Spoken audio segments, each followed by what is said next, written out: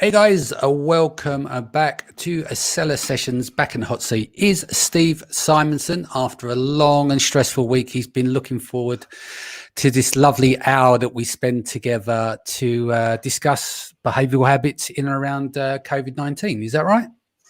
That is right. Yes, I do look forward to a respite, even if it's just a short period of time between running around trying to save the world. It's clearly not going to save itself. That's what I've concluded. Yeah, without a doubt. So just before we get going, what's some of the things that you've been up to this week, if you don't mind sharing with the audience? No. I think one of the things I can share is that I'm setting up some new businesses, and some of our current businesses are not doing great. They are in segments that are not great, and so those are pivot moves, right? There are some of those businesses either with partnerships or adjacent to partnerships that they're not doing so hot, so we have to really try to figure out how to put people back to work.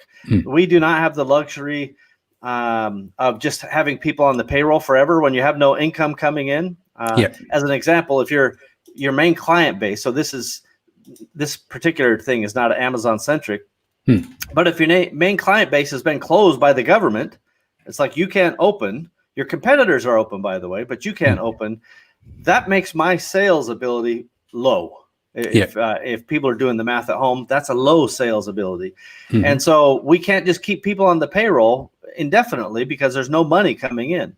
And I know that everybody says, hey, be good guys or be nice guys, or, Steve, you must have some money buried in your backyard. Just give it to the other people.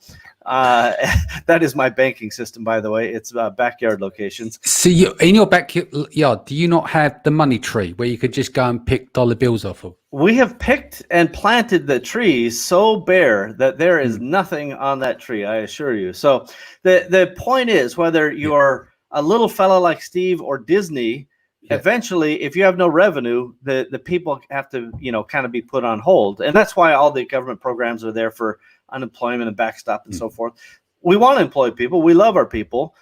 So that's the point, is we're pivoting into things that are actually selling and putting people back to work. That's the and that makes sense. And the scale that you work at, and when you've got multiple businesses, this is, I think, what people don't always understand. It's nice having the diversified income. It's nice to have multiple businesses. I have 3. When COVID hit, I'm running in 3 different directions, trying to plug holes and work out what to do. I don't work at your scale, but I'm imagining it's a similar kind of thing when you've got multiple businesses and something like COVID hits. You can't, in the UK, just furlough everyone. There are rules, regulations, wheres and whys of how things are impacted. So you have to kind of separate your mind into these different jurisdictions and go, right, that needs that focus there, that needs that focus there, and that needs that focus there. But they're all fires that need to be put out. So they all like top of mind, right? That's the most important point. They're all fires, right? And you just have to figure out which one is threatening this entire city first, right? And so as you jump between these things, and I have to say, it's not easy. And I know a lot of people, they're like, well, hey, I'm starting my Amazon business and I'm going to start another brand and another brand and another brand. And I'm like, hey, pump the brakes for a minute. Start your first brand, get it together, get some additional products in that brand, right? Really make that brand flourish. You may have to pivot like me in some cases. If you're selling travel goods right now, probably not a hot product category. There's many other examples, by the way, of items in duress. Yet for as many of those areas that are taking punishment, there's plenty of areas of opportunity. And that's part of what we're going to talk about today, which is, how do I know where to go? How do I know where to pivot? And by the way, it's not rocket science. There's data out there. We're going to share a lot of that data today. And I have to just read the tea leaves and make my best guess. And that's all you can do, is do your best. You put your best foot forward. At the end of the day, in the boxing term, they say you leave it all in the ring. So do you want to share your screen and let's go through some of this data? So if there are folks out there who want to follow along, for the Awesomers, awesomers.com/192, we've prepared some graphics and graphs. I'm going to share that screen, awesomers.com/192. And let's see here. Don't share these tips. Share this screen. Bear with me. That's all right. Okay, so let me know if you can see the screen coming up, Danny. There we go. Yep, got it. Okay, so awesomers.com/192. Let's talk about the first thing. So first, let's give credit where credit is due. The Channel Advisor company is a large publicly traded SaaS company that has many clients, thousands of customers. Their software is very, very expensive. And for certain people, it's a great fit. I happen to be a subscriber, and I have what I've even termed with the CEO of Channel Advisor, a love-hate relationship with Channel Advisor. It is often hate, but there's parts of it that I love. And so I flip-flop back and forth. So do I think this is not a commercial for Channel Advisor, by the way. It's not right for 99% of the sellers listen to this, I can tell you. Yeah. But they have put together some very good data, and I've linked to it on the page, and I've also pulled some excerpts out for us to talk about. Cool. Sound good? Sounds good. Let's get into it. All right. So this is the first question they ask. And by the way, they ask 1,000 consumers these questions. And they said, since the outbreak of coronavirus at the start of March, what has happened with your shopping frequency as it pertains to online shopping? And you can see by demographics, there's been an increase. And it averages, I don't know if it's an average or a median, but 46% of customers are shopping online more frequently. And you can see by age group, in every possible category, it's gone up. And I don't think it's a surprise that the younger people are shopping more online than the older people. What about you, Danny? Any surprises? No, there's no surprises there. But it's just interesting that the 18 to 25, I'd have thought that'd be natural that they're shopping online anyway, but 62% is a jump, isn't it? That's the point, right? So that's so if you first look at it, you're like, well, of course, the young is increased even more than the old. But if you actually parse it back and go, wait a minute, why weren't the 18 to 25s already shopping like crazy? Yeah, that's my point. Right. That's your Yeah. It's the highest that assumption is reasonable, but how did they have the biggest jump? Well, that tells us our assumption of they're already shopping online, not necessarily correct. By the way, that we do have to factor in the fact that the truth of it is when there are an absence of options, in other words, the main street, high street stores are closed, that you are left without choices. So that doesn't mean this behavior is anything more than it might imply that it's just a simple lack of options. That's what I'm getting at. Make sense? Yeah. For the benefit of the podcast, obviously, because this is visual. Thank you. Good point. Let's go 18 to 25-year-olds is 62%, 26 to 35 is 57, 36 to 45 is 47, 46 to 55 is 36%, 56 to 65 is 41, and those over the age of 66 years is at 38%. All of those are increases, and very good point. For those listeners, the summary is 46% of consumers are shopping online more frequently as a result of the COVID. And now that starts to ask a whole series of secondary questions like, well, will that last? What happens when high street opens? And on and on. So, and by the way, I would just like to invite the folks out there listening, if you have questions as we go through this, jump on in here. Let's make this interactive, especially today as we're kind of interpreting this stuff live along with you. What do you think about that, Danny? Sounds good. I'll say hello to some of the guys in the feed. Sahel's here, Austin's here, Dan O'Connor, Kevin Dickinson's rejoining, Herb is back with us, Christine is here, Dimitri Hassing, Tomas Yalkabelli is back. Yelchin says, hello guys. Andrew Kramer is also here. Side B said, good afternoon, people. More COVID. That's what we need. So, yeah. Yes. Well, I hear a lot of familiar names. Welcome back, everybody. Let me just get on to our next bit here. So this is now, it's a question of how, so we talked about how much are they shopping online. Now the question is, are they spending more time or less time online, and by what device?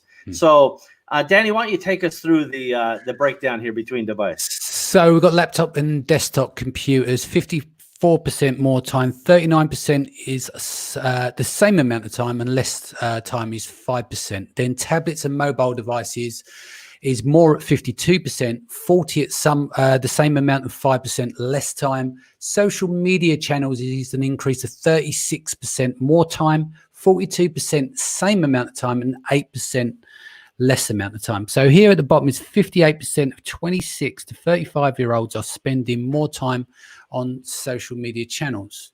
Then at 63%, 18 to 25-year-olds are spending more time on mobile devices.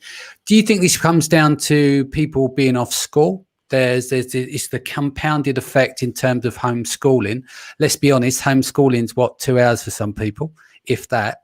And yeah, I mean, but saying that 18 to 25-year-olds, they're not going to be at school. They're going to be more of university level stuff. But yeah. It's interesting to me. One of the things I was surprised. Now, I don't understand why Channel Advisor put tablets and mobile devices together. I would have put tablets with desktops or something, because the mobile, and basically 54% of people on laptop and desktop spending more time online, 52 on tablets and mobile. That's essentially the same number. Let's assume a plus or minus 2% variance in the polling samples here.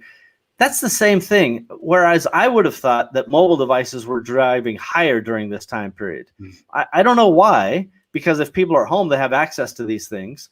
But that basically tells me my assumption is probably wrong.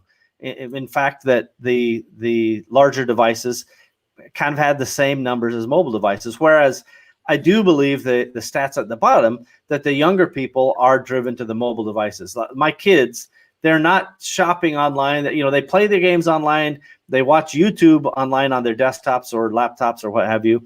But everything else is through their mobile device. Is that your presumption as well? I agree with that. I just want to say there's a couple of people commented in the feed. Roger Percy, the cheeky sod, he says, I'm in the 36 category. Which one are you in, Steve? I think he's referring to the age group on the previous slides, cheeky sod. First of all, how dare you? And I'm 50, so you can find me in that age group, yes. Okay, Dan O'Connor says, hello from Thailand, gents. And Kevin Dickinson says, my opinion, I don't think physical retail is even close to being dead. In the long term, this seems to be a myth being spread around. What's your take on that? I like Kevin. He always comes up with controversial ways of looking at stuff. We know it's not fully dead, but we do know that there's been a bump in the direction since COVID with forcing people to shop online, which is speed up some of the process of online shopping. But what's your take on that, Steve?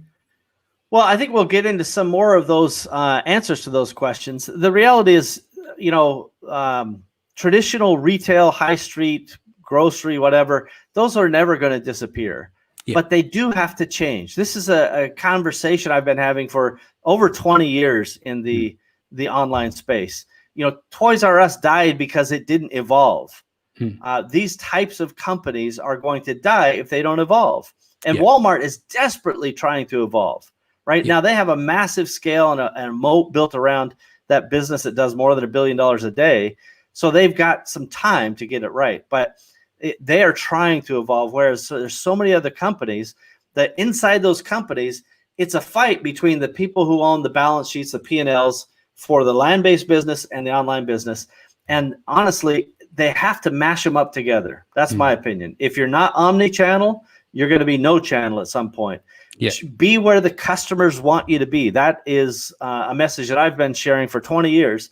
Be where the customers want you to be. And as brand owners for you Amazon sellers, I tell you the same thing. Start where you have to with the Amazon Cornerstone, and then build as you can into various sales channels, wherever makes sense for your brand. Makes sense. Yep. All right, let's get on to the next one here.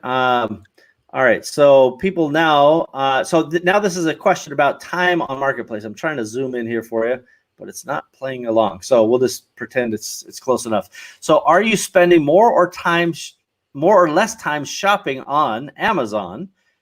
Take us through those numbers, Danny. So with Amazon, more time is at 39%, same amount of time is 46%, and less time is 11%. Now, looking at non-Amazon marketplaces, including eBay, Walmart, etc., you're looking at more time at 34%, same amount of time at 47%, and less time at 12%. So the numbers, they're quite steady on both sets of platforms, aren't they? If you extrapolate from one to another, they're pretty much the same. Very, very close. And I think that would surprise a lot of people that, you know, we're all proclaiming Amazon as the great victor in this COVID situation. And certainly they have come out smelling pretty good when it comes to business performance, notwithstanding all the problems they have faced. And some of those problems trickled into the sellers, right? We couldn't send stuff in. They couldn't keep up. There's all kinds of things that have happened during this time, but more than just Amazon one, we actually saw our sales explode on eBay and do quite well, or excuse me, explode on Walmart and do quite well on eBay. But we had this discussion before. I think it was you and I. We touched on it, that because of the non-essential goods thing, Amazon were running out of products. Therefore, people had to look at alternative channels. So Shopify see a big uplift, and so did the other channels. So it's weird to look at those numbers and not see the spikes that suggest. Well, that's again. So we made this assumption that because of Amazon's struggles to keep things in stock and put Prime shipping a month away, that all these other channels would benefit. But ultimately, the people said we spend 46% of people said we spend the same amount of time on Amazon. 47% said we spend the same amount of time on the other channels. Really, it doesn't even sound like much changed. There is a third of people roughly that did increase their time between both those different alternatives in terms of marketplaces. So there's no indication based on this data point that Amazon was the runaway winner. That's kind of my point. Yeah. And all also, that means is online. And if you take into things where, like in the UK, if someone's furloughed and they're on 80% of their wages, although they're spending less by not traveling outside of the house, they may not have spent money on non-essential items at the very beginning. They just stuck to the essential goods. So even though when they went to Amazon, they were looking for the essential goods, and the non-essential goods they weren't worried about anyway. And I'm sure that Amazon would have had a plan and the data to look at some of that as well because of the change in habits. Therefore, that's why they push to focus more solely on the essential items. Yeah, quite right. And I think not only is that data point right, it's also right from a human perspective, right? All of us have to focus on what do we need the most. That term essential is actually legitimate. So here is where some of our assumptions are proven to be true. If you take a look, the next data point says, you know what, of the 26 to 35-year-olds, they are shopping on Amazon more frequently by a count of 54%. So once you start zooming into an age group, that's closest to the millennial zone, they've 54% of them are shopping on Amazon more frequently. That is a big win for Amazon as a emerging age group. Yeah. And go ahead and take them through the next bit over there on the right. So we're looking at 28% of 56 to 65-year-olds are shopping on non-Amazon marketplaces more frequently. So that, in my opinion, that means that in that age group, those other marketplaces lost ground to Amazon, right? Yeah. Because if the average was 34% more time over all age groups and 56 to 65s were only 28%, that means they've lost ground in that particular age group, probably to Amazon. Yeah. So there are some sectors, ironically, in the older group and kind of the millennial group that Amazon is overperforming. And I'm sure that Amazon knows all this already. Yeah. The competitors probably know it too. So, all right. So since the outbreak of coronavirus, the start of March, this is how people have discovered products. And I find this to be interesting, that, we all assume that everybody and the world revolves around Amazon. Is that a fair assumption? I mean, I'm painting with a broad brush here. In our world, they think the world revolves around Amazon. But just to interject there, I'll give you one example. This is from me going out on the road speaking. Amazon is a tiny, tiny aspect of when you go to like these big commerce events. Like Amazon is treated as a channel. In our world, it's everything, right? So I might go and speak at an event. I'll give you an example. I spoke at there's an SEO conference in Brighton in England last year. Main stage, 3,500. I was up in literally, it was the bar upstairs / cloakroom of a stage for 120 people for the Amazon section. That's how it can get treated. And then if you go to like these major events at Excel and stuff, Amazon again plays a small role. So it's very interesting to step outside of your domain to realize there's a bigger world out there.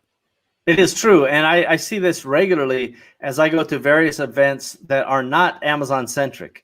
And that's part of the point of this podcast, is to remind us that there's other things. And this particular graphic tells us exactly how people are finding products online. And why don't you take them through some of the numbers if you can, Danny? Okay, so we're looking here. Browsing retailer brand websites is at 46%. Browsing marketplaces is at 30%. Word of mouth is increased to 24%. That's interesting. Social media 22%. TV and streaming ads at 17%. Google ads 17%. But I think Amazon spent a lot less in terms of Google recently in the last 6 months. Social media ads 16%, marketplace ads 15%, other internet ads is 11%, and other is at 9%. So just for those who are doing the math, yes, this adds up to more than 100%. This is going to be one of those options where they ask the participants, how have you discovered products that you've purchased online? So this is key. This is product discovery that actually led to a purchase online. Yeah. And here's how they did it. And they would click multiple ones, and you could see all those different things. So, we talk about Facebook ads all the time, right? And Instagram ads. But that's the same as Google ads, right? Yeah. And this is a thing people often forget. And with the Amazon attribution pixel now, it's like, why aren't you doing some of these other types of things? Why aren't you, testing these things? And I am surprised to see the marketplace ads so high that people actually recognize it's a marketplace ad. Yeah. That one, I'm a little suspect on. What's your thoughts? Yeah, no, it's an interesting one. It's just, I don't know. I mean, I want to go to a question here. Sorry, because Sure. I don't want to move around too much, but it's very interesting. People, it spiked their interest in terms of, I'll give you an example. So Dana Donald said, this is just what people respond to in the poll, right? Not based on analytics. I wonder if some people might think they're spending the same time, but actually spending more time, or vice versa, etc. People can be pretty bad at answering polls, even if they tend to tell the truth. Just a thought. What do you think, guys? Valid point. Oh, very valid. Yeah. People, they don't actually know. So I think it's instructive, and it tells us how people feel about what's happening. Yeah. It doesn't necessarily tell us exactly what they're doing. And I'll give you a quick example. So there was this famous study where essentially the psychologists were trying to see if they could implant a memory. Yeah. And so they called in this group, and they basically talked about a bunch of nonsense. And the way they did this is they said, everybody, when you come in, you got to fill out this questionnaire.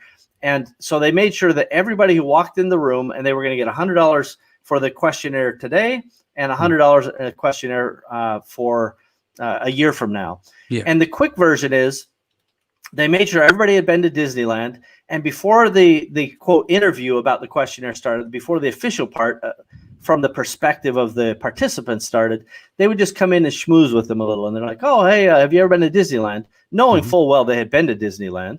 And the people are like, yeah, I've been to Disneyland. And they're like, oh, did you get a cuddle from Daffy Duck? Right. And the people, some people say yes, and some people would say no.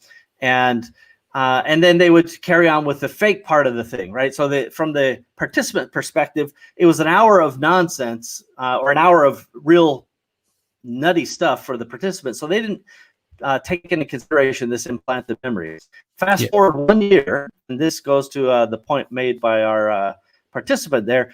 1 year later, they do the same thing, a big long questionnaire all about nonsense. They bring them in and they schmooze them, and they go, hey, have you ever been to Disneyland? Again, knowing that they have, and they've already answered yes before. And they said, what do you remember? So open-ended question. What do you remember? And they go, oh, I remember getting a cuddle from Daffy Duck. And so already you go, well, maybe some did, maybe some didn't. But Daffy Duck is not part of the Disney World. That's a Warner Brothers property, right? Nobody got a cuddle from Daffy Duck. The point is, nobody can be responsible for their own memory, even when they think they're good at it. Yeah. But why I still like this sort of data is because it gives us a sense of what people think. Yes, the steer. fact that they can Steer on recognize it, aren't you? Yeah. So good points. So we've got here as well, Kevin Dickinson again. As of before COVID, Amazon is 5% of all retail. All the gurus twist the data to fool the people. I don't know what that means. He can probably explain himself. So much opportunity beyond Amazon and all the bogus IP related risks associated with being on Amazon. Steve Girl says, Kevin Dixon, I agree. It's just a shift in allocations and supply chains are in, demand is still there. Yeah, in general, demand is going to take variations based on essentials and based on money and disposable income and applicability of their lifestyle at this moment. But you're right. I think, as long as people can get back to work and keep the income flowing. What was the percentage you said, Danny? He's saying here, before COVID, Amazon is 5% of all retail, and he's right. Where there's a guru, there's a twist, isn't there? And they will fool the people. Our goal here is just to share data and spark interest, conversation, people to educate themselves, and they can extrapolate as they wish from the data. That's right. We're looking at. Yeah. Yep. And just for those who want to run along with us, you go to awesomers.com/192 and see this stuff and scroll around as you like. You want to dive into this next one, Danny? So product research. Have you researched products on any of these sites? So we've got Facebook, Instagram, Google Shopping, and of course, Amazon. So the first one is suggestion here. I'm not sure how to read this chart, actually. It's saying here 13, because it's so small. Sorry. No problem. Let me jump in and help you because I have a larger version. So on the question is, have you researched products on Facebook to start off with? 57% of people say no. Okay. 13% of people say I don't even use Facebook. And 30% of people said, yes, I do product research on Facebook. Yeah. And I'm just going to jump over for a clean comparison to Amazon's numbers.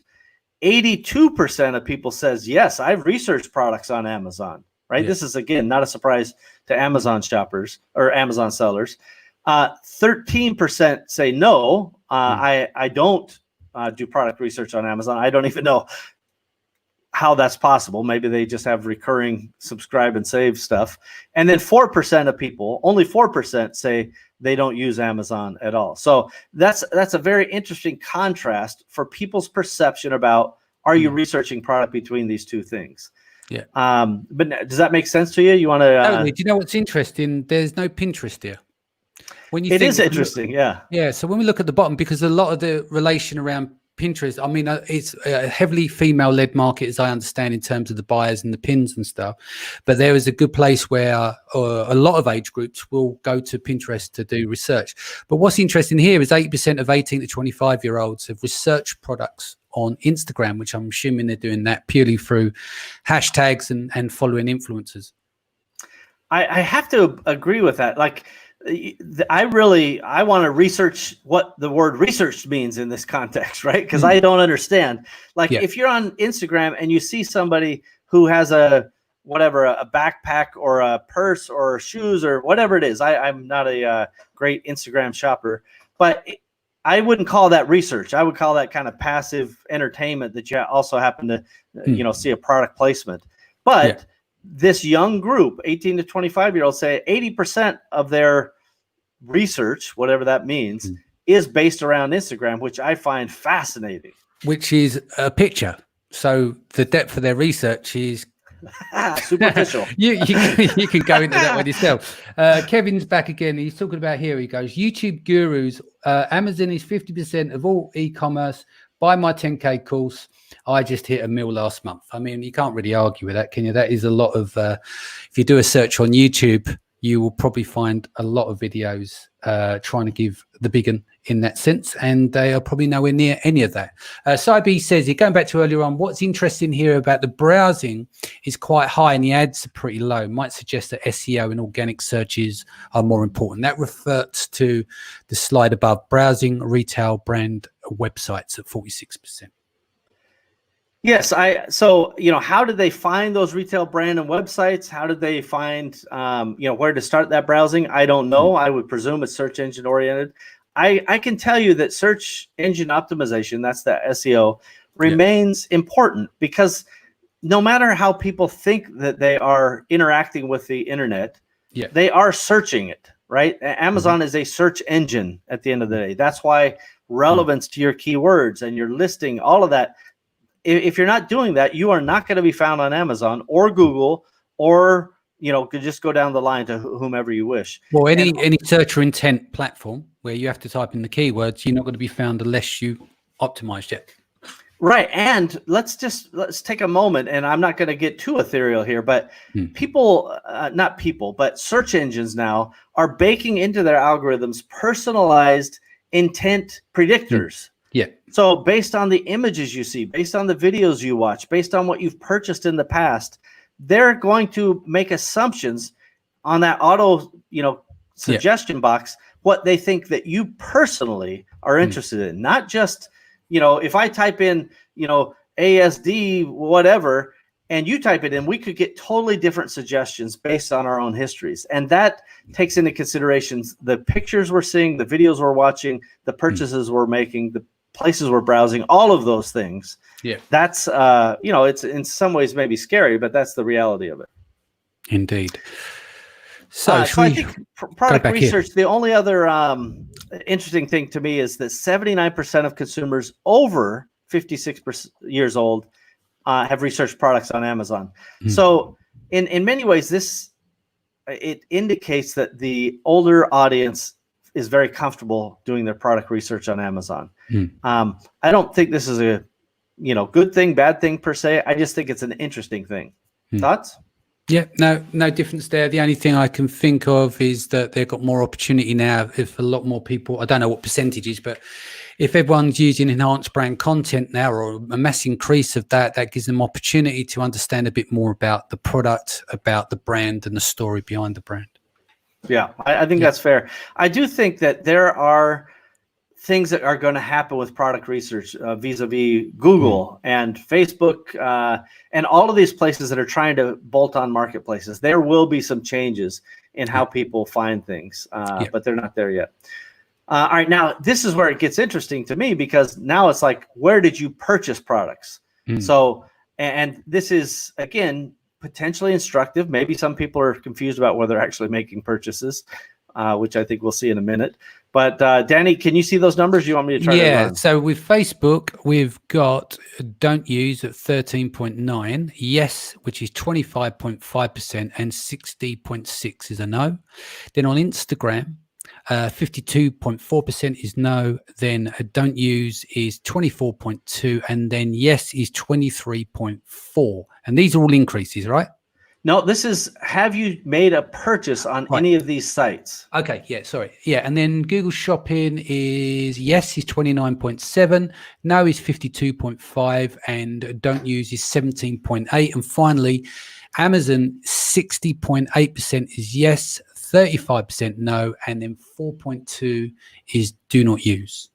So this, again, to me is absolutely instructive. And I would say, from our point earlier about the applicability of Amazon or not Amazon, or young versus old, this is very clear. People go to Amazon to make purchases, right? They don't go to Facebook to make purchases. That's not why you go there, but it is entirely why you go to Amazon. In my opinion, there's nobody on Amazon.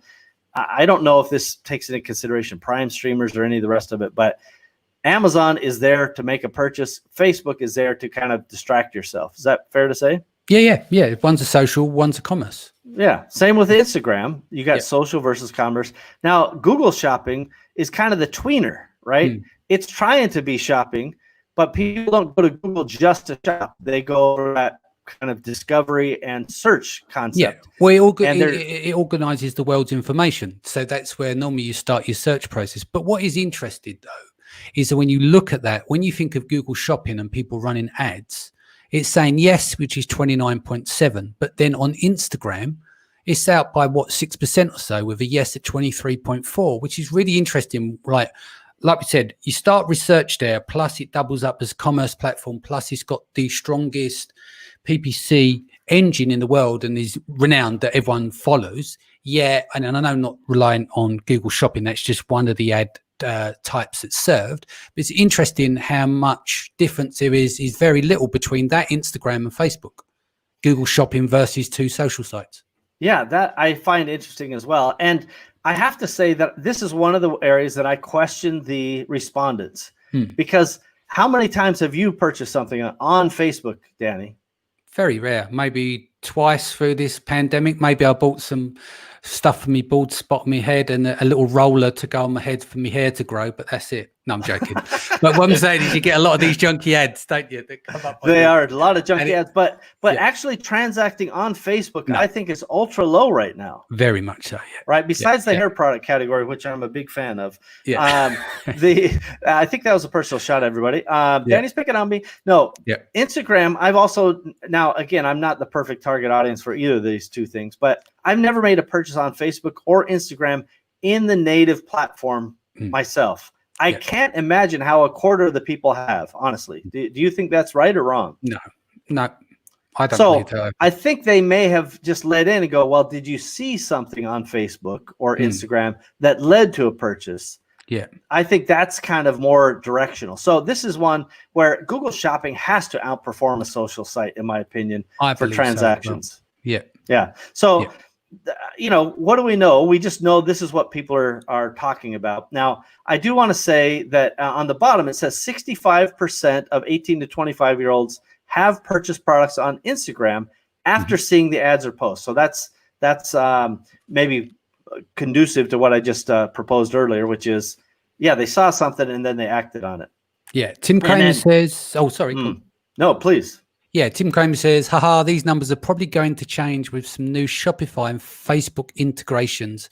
Our shop just got the ability to sell directly on FB and IG. But that's good. More channels that open up, especially social channels to sell on. That's fantastic. Like you were saying earlier on, is diversification of risk. You start on Amazon, you build out off of that channel, you get cash flow, and you start to build out the other channels to diversify your risk. Totally right. And, to Tim's point, now, Shopify and WooCommerce, they all have these integrations where you can put your stuff onto Facebook, you can put your stuff on Instagram, Pinterest. There are other channels as well that make it pretty seamless for you. So the orders come in and aggregate on your shopping platform of choice. Again, Shopify, WooCommerce, what have you. And then you can even tie those fulfillments, if you really need to, into Amazon or a third-party warehouse. And so the heavy lifting is very low compared to having to stock a bunch for different channels. So I think that's very useful. Cool. Final note on this slide, 63% of 18 to 25-year-olds have purchased products on Amazon after seeing ads. Now, I don't know if they're talking about Amazon ads or ads on the social shopping platforms, but it does just tell us that ads have an impact on shopping behavior, which we kind of knew, but it's nice to hear. Don't you agree? Yeah. Also, when was this poll done? Because last year there was a switch where there was a lot of, especially on desktop, right? There was a lot more sponsored ads at the top of the page pushing down the organic, so that could skew some of the data as well. Well, this was conducted in May. So it's because it's pandemic related. Yeah. Okay. So that's fine then, because obviously with them updates there, that's where the data could be skewed. It depends on their device, what they're looking at, of course. But if you look at desktop, most of the categories, you're going to see 4 or 5 sponsored ads there at the top. Well, and again, this is where you kind of wonder, do the consumers even know that they're clicking on ads? I know, a lot of times it has the little descriptors, but they now make those ads look so native to the shopping experience, whether it's Google or Amazon or the rest of them, that it's hard to tell the difference between the ads and not ads. I agree. Yeah. And so let's see, Tim asked a question I can actually see. It says, to clarify, they actually complete checkout native on Facebook and Instagram apps. I totally get it, Tim. I'm with you 100%. Those we've had that ability. We were in the beta for Facebook for some time, maybe 18 months, and we've transacted business on Facebook that we didn't have the ability to transact before. That then flows into those platforms for fulfillment. Is that, you kind of agree with me? You can let me know in the comments. Cool. Okay, last couple topics here. So this is not a giant surprise, probably, that essential items are our top sellers, but essential beauty is outselling essential medical supplies. That's a little bit of a surprise to me. What's your thoughts?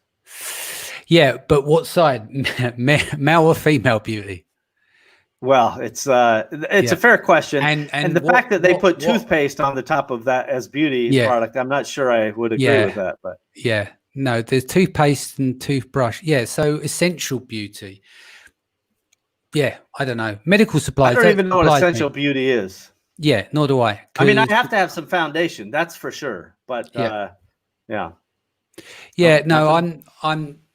don't know what to say about that, because what is essential beauty? Is beard oil essential beauty? No. Well, it's essential for you, Danny. Yes. Yeah. And again, I like a little blush with a followed by foundation, little blush, and just kind of keep it real. I do think that Books and Hobbies, 27% have purchased these items since the beginning of March 2020. This is not a surprise, but it is a confirmation that people are buying these things on a more frequent basis. And so as we just kind of dive into the next bit here, and I'll just start us and then you can finish us on this. So the COVID crisis seems to have accelerated consumer behavior trends that we've already started to see. And that's kind of the point. We've seen some of these shifts to Amazon and to online in general, but this has accelerated that. So from the data below, there are patterns that have been occurring in the past, but are now increasing in terms of their pace. And we're also going to find out what helps people drive their decisions. So since the outbreak of coronavirus, do you want to take them through those stats? 31% of consumers purchased items that have never bought online before. Then 20% of consumers purchased items from retailers they haven't shopped with before. Another 20% of consumers have more confidence purchasing online than ever before. And then finally, 34% of consumers are happy to wait longer for the delivery of non-essential goods. That's really interesting, 34%. Yeah, so there's a bunch of stuff on there that are real headlines, honestly. So first of all, they're happy to wait for delivery, longer for delivery. How long they'll be happy about that, I don't know, right? I think that could be a temporary, I get it. The sky is falling. We'll give you an extra couple of days to make that delivery. That is probably a temporary effect. But the fact that 20% of consumers purchased items from retailers they've never shopped at before, or that 31% have purchased items they had never bought before online, that is a behavioral acceleration that I really think has promise for the online community. Yeah. We got a couple of things just quickly just before we get away from this. Kevin made a good point. Essential beauty includes haircuts, shaving, makes sense. So I agree with that, is that, beard trimmers, people doing their own haircuts at home, they call it the COVID cut, where everyone's having their hair shaved off because they can't get out to like a hairdresser's, like for men. So then obviously you've got the women's essential items, which we don't need to go into, but on monthly cycles, etc. These are still essential goods for women. I suppose toothpaste, going back to it, is beauty in the fact that, you want clean teeth. But I did notice on Amazon that hair clippers, when I was researching them, beard clippers were out of stock here in the UK. And I had to buy one of those dodgy drop shipping ones off PayPal that took about 6 weeks to get here. So yes. Well, it's always nice to have a dodgy beard and hair trimmer. So I definitely see that, there are some temporary effects from, people running out of stock. I'm sure there's people listening to this podcast right now that had hot products and ran out of stock. If there are, you guys go ahead and jump in the comments. Tell us about it. Yeah. Danny, why don't you take us through this next bit here? So how do you predict that the current COVID-19 outbreak will affect your future purchasing habits? I will shop online more than before is a quote here. So 18 to 25-year-olds is 55%, 26 to 35 is 51, 36 to 45 is 43, 46 to 55 is 37, and 56 to 65-year-olds is 31%. And finally, those above 66 years is at 21%. So as you look at all of that data in aggregate, 38% of U.S. consumers predict they will shop more online than they did before the pandemic. 38% is a massive shift Now, I don't know if they'll actually follow through with it or not, but if their intent and their openness to shopping more online, 38% are willing to shop more online in the future than they did before. That has epic proportions of good happening. And whoever it was talking about the people, the so-called gurus out there, wait till they spin those numbers, man. They are going to have a field day with those numbers. They might listen to this and then cook the numbers off of this one to sell to more Of course. Yeah. What did there's some great quote that lies and statistics more or less the same thing, but the thing I want people to take note of here, that the younger crowd, which we all assumed was already pretty online centric, at least I did. I won't make assumptions for the rest of you, but the comfort, the security, the awareness, the just ability, right, for the young people, this I thought was already there. But 18 to 25-year-olds say, yes, you know what? 55% will shop online more than before. 26 to 35s, 51%. And it descends in terms of the increase from there. But the areas I thought were strongest are likely to have the largest increases. Yeah. Okay, so I think that one is really, really an optimistic chart. If you guys aren't paying attention, this is the one that go back and play back in slow motion and just know that the massive increases that you've seen online, everybody who talks about, oh, gosh, I should have been here in 2015, 2016, 2017, and lamenting the past, forget about it. You're in the right place at the right time. The future is bright. Yeah, even if it was at 20%, it would still be good. 4% is epic numbers, right? This is the point. And we're 10x that. We are an entire threshold higher. So okay, so how do you predict the current COVID-19 outbreak will affect your future grocery purchasing habits? So this is grocery purchasing, and of those who said I will shop for groceries online more than I did before, Danny, take us through. 18 to 25 is 37%, 26 to 35 is 39, 36 to 45 is 28. Then you've got 46 to 55-year-olds, which is 20%. It drops down here at 56 to 65-year-olds, which is 17, and the lowest number on the chart is 66 years and above at 15%. Yeah, and I think again, this is where the younger crowd rightly and expectedly says, you know what, I will just do more grocery shopping online. Certainly more than the older crowd. But again, this idea that they can grow 37, 39% over what they're already doing just shows that there is some, latent effect. When you've sampled it due to necessity during the pandemic, you've said, I kind of like that. Why should I bother going to the grocery store or Costco or whatever? I'm going to send the app people to go do my shopping for me. That is a behavior shift. It's a good thing. Yeah, I agree. Then this is kind of the final kind of data point, and then we can parse this out with the folks. Which of the following are the biggest influences when choosing products since the lockdown? Now, in fairness, we don't have comparison data pre-lockdown, but this is what people say since the lockdown. Here's what's driving and influencing their purchasing decision the most. Danny. Price is 68%, product availability is 56%, delivery speed is 35%, reviews 29%, which is interesting. Brand name is 24%, which at 24% is quite high, I think. Flexibility of delivery time is 18%, and payment options 16%. I mean, price is obviously, people be sensitive, especially buying non-essential goods. They're looking, 99% of the planet might be looking that we're going into a recession. So price, I understand.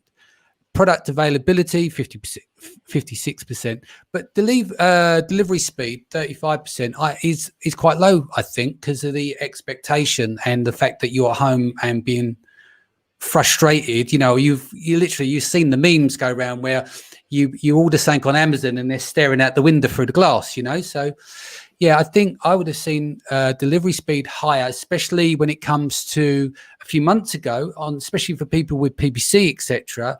When you had these delay times of 3 or 4 weeks, massive impact on conversions.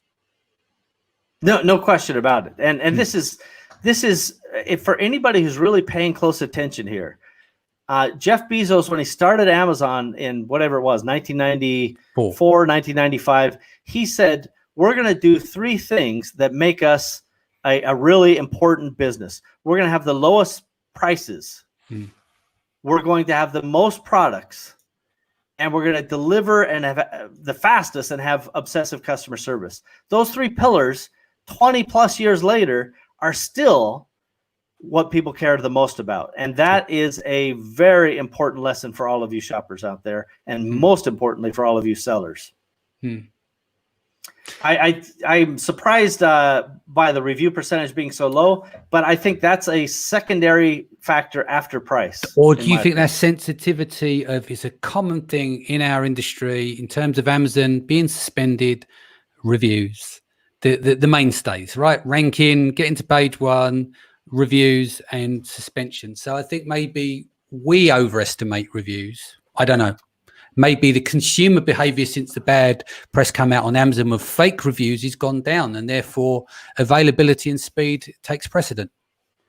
Well, clearly it does, based on what customers are telling us. Yeah. You know, I can say that there are multiple factors. So they may only consider a product after they qualify the price, the availability, it's in stock, and I can get it within a few days. And then they look at reviews, right? So this can be hierarchical in some sense. Yeah. But I tell you, if you're Procter and Gamble, this is terrible news for you, because brand name is at the very end of this tail of influence. Yeah. And the head of the influence is all about things that we can all compete in, right? All of us that are making brands to compete with those big boys around the world, these multinational, multi-billion-dollar global companies, these guys don't have no advantage over us, right? Yeah. They just don't. If we can compete on these factors, and Amazon as a cornerstone, and even some of these other channels now have the applicability to help us with price, speed, and availability. Yeah. Cool. It's really good news for us. Yeah. Are we done with the shared screen? Yep, I think so. Oh, cool. Right. So there is a question here. Yelchin says, my question to Steve, he said on Facebook that he registered for an EPA, Environment Protection Agency, in the USA to sell pesticides. Could you guys please share any attorneys or lawyers give the service to register EPA to sell pesticides? Thanks. Just do a search, find somebody in your local area who knows about EPA stuff. That is a topic of its own, and I honestly couldn't begin to give you the insights that you need to understand the types of things the EPA regulates. What is a pesticide? And the answer will surprise you, by the way. If you haven't done the Amazon pesticide training, that is as much of a recommendation I'm willing to give on this podcast. Go do the Amazon pesticide training, and you will know at that point how little you actually know. Yeah. Tim Kramer says, gasp, I disagree. Beard oil, very essential. We're talking about beard oil not being essential goods. Then Tim Kramer comes back, no joke, we run out of moustache wax on Amazon in Europe. Cyb says, massive growth for us on Amazon, eBay, Shopify, and all of our commerce wholesale customers. Better than Q4. Interesting. Nice. And it comes down to, obviously, the type of products you sell. Alan is surprised with the review percentages. Again, Alan, obviously part of the community. I know him quite well. We've spent time in Hong Kong, etc. But yeah, being on Amazon, we're very review sensitive either way, aren't we? About good reviews and negative reviews. I agree. And Joe says, so important to not run out of stock, which is obviously well said. Very, very key in this time.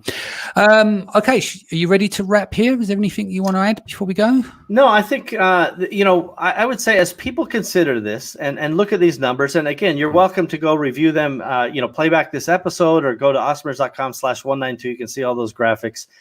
The couple key takeaways. One, the future is bright for online. Some of the assumptions that we have made about online behavior shifting are actually bearing out in people's own predictions about their own behavior. All of that is very, very good for us. This reinforces that we are not too late. It's never too late. I can tell you many countless stories about how people have told me that the jig is up more than one time, and we have gone on to do reasonable things. Let's say that. Yeah. So I just want to reassure everybody, stop thinking in terms of scarcity, think in terms of abundance. You have nothing but upside in spite of this pandemic. And pivot if you have to, but get with the game and make something happen. Excellent. And do you want to remind everyone the podcast number it will be appearing on? Yes, episode number 192 of the Awesomers.com. So awesomers.com/192. And we'll actually get the upload of the audio and video there as well. Excellent. Great. This will be out on Seller Sessions tomorrow on the podcast, and I will also upload it to IGTV, and of course it'll be on YouTube. If that's it, thank you, Steve, for today. I know you're super busy, so I'll let you go. We'll be back in the hot seat again next Thursday. Guys, I will be back on Sunday as new times and dates. As I said before, I'm going to take off Friday and Saturdays now. So we're going to run a Sunday until Thursday. So I'll bid you farewell.